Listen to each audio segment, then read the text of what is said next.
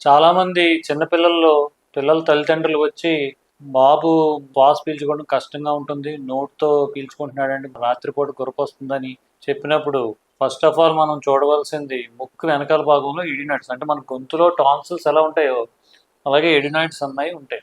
అవి ఉండటం వల్ల ఏమవుతుందంటే ముక్కు వెనకాల భాగం, గొంతు పై భాగంలో ఎడినాయిడ్స్ ప్లేస్ ఉంటుంది.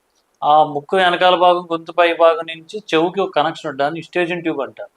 ఈ ఎడినాయిడ్స్ అక్కడ పెరిగిపోవడం వల్ల ఏమవుతుంది, ఎస్ట్రోజన్ ట్యూబ్ మూసుకుపోవడం వల్ల ఆ ప్రెషర్ డిఫరెన్స్ వచ్చేసి కర్ణబేరు వెనకాలకి నీరు చేరిపోవడం, కర్ణబేరు వెనక్కి నీరు చేరిపోవడం వల్ల వినికిడి తగ్గడం ఇవన్నీ జరుగుతాయి.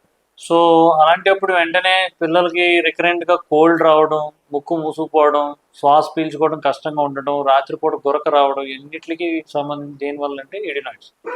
వెంటనే ఈఎన్టీ సర్జన్ దగ్గర తీసుకెళ్తే ఒక ఎండోస్కోప్, ముక్కులోంచి ఎండోస్కోప్ వేసి అసలు ఎడినాయిడ్స్ ఏ స్టేజ్లో ఉన్నాయన్నది చూస్తారు. ఎడినాయిడ్స్ గ్రేడ్ 3 నుంచి గ్రేడ్ 4లో ఉంటే మాత్రం ఎడినాయిడ్స్ సర్జరీ చేసి తీసేయవలసింది.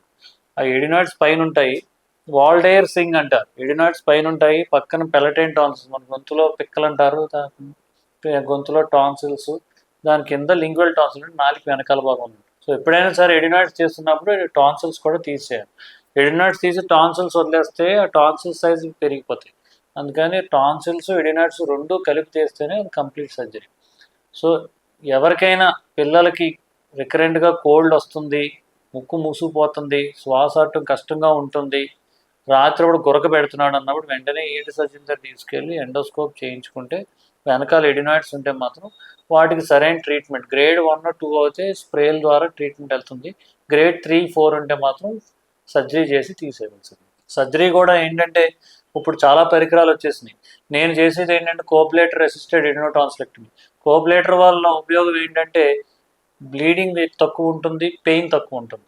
సో మామూలు ఇన్స్ట్రుమెంట్స్తో చేసే దానికంటే కూడా కోబ్లేటర్తో చేస్తే పెయిన్ తక్కువ ఉంటుంది, బ్లీడింగ్ తక్కువ ఉంటుంది, హీలింగ్ కూడా ఫాస్ట్గా ఉంటుంది. సో ఎడినోటాన్సిల్స్ ఉన్నప్పుడు వెంటనే ఈఎన్టీ సర్జన్ కలిసి చూపించి దానికి అవసరం అవుతే సర్జరీ చేయించుకోవడం బెటర్ ట్రీట్మెంట్.